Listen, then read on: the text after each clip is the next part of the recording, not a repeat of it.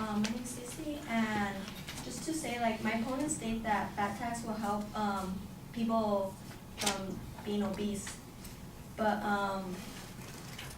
and he said how, like, the kids, if they fat tax, the kids will lose weight at school and stuff like that.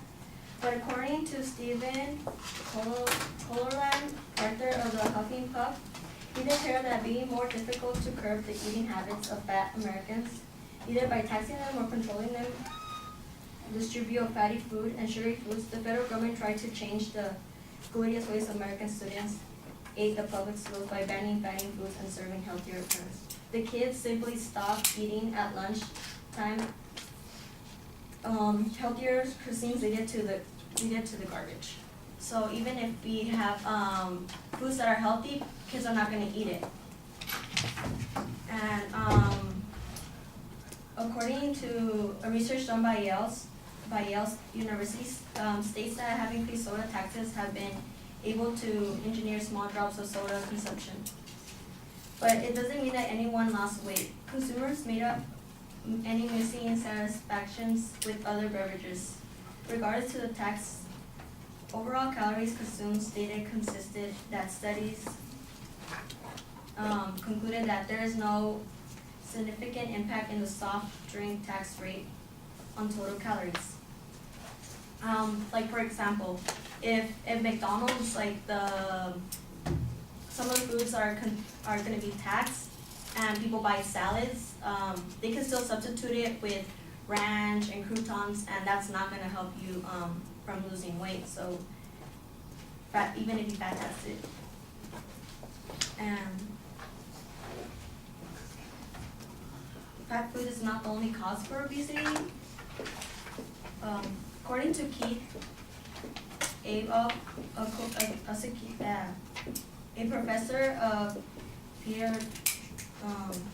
pediatrics at the Albert Einstein College of Medicine, argued that food is not the only culprit for obesity. Instead, the focus should lie on restoring physical activity programs and offering activities and tax breaks for those who implement healthy behaviors.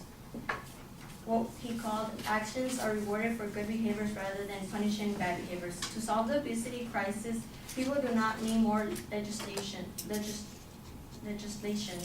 They need more motivations. This shows that fat tax will make a large difference in obesity because the issue is that people are facing is lack of physical activity. And the obese population are not getting the daily recommended exercise in order to burn calories.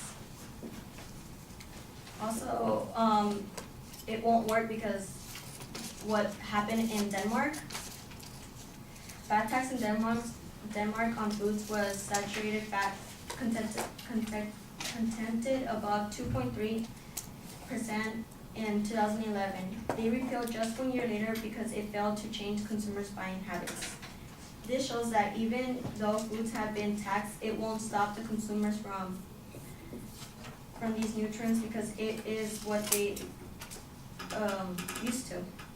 It will only prove that the addiction of calories is too large and fat tax cannot prevent it. In general public, simply by spending more of their money on foods and less on their activities. For instance, food that is unnecessary and not luxury. According to the Danish Groceries Trade Organization, in January and February, there has been a rise of amount of food products. The Danish bought the German border.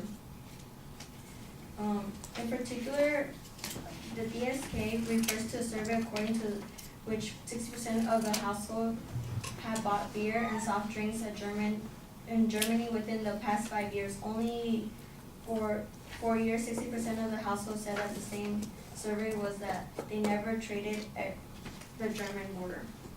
This shows that if they are unable to get fats in the area, they will leave other regions that don't have fat tax.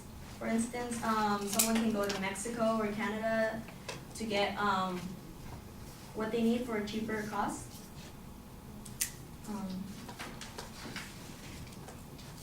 And the economic effects of the tax in Denmark were were negative. At least 10% of fat tax revenues were swallowed up in the administration costs. It was estimated that 1,300 Danish jobs. Opinion polls show that 80% of the Danes did not change their shopping habits. All it did was a result of tax. The impact of the nation waistline is therefore likely to have been approximately zero. With this tax, it will affect people it will not affect people and it will not change their eating habits.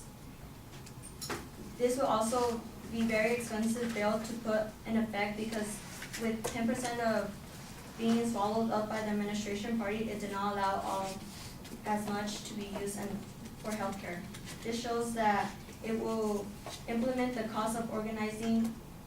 It will take away from the profit, and with California being the third largest state, the cost of California legislation to run the fat tax would require larger funds. Also, with the fat tax in Denmark causing 1,300 Danish jobs to be lost, California may even more jobs could be lost or lead to unemployment.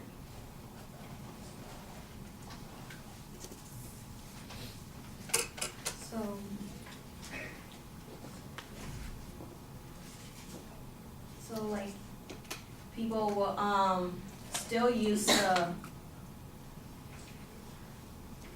still eat fat food even if they tax it. People that are used to eating diet sodas are not gonna stop drinking just because it's taxed 20% or anything like that. People are still gonna be consuming it anyway. Thank you.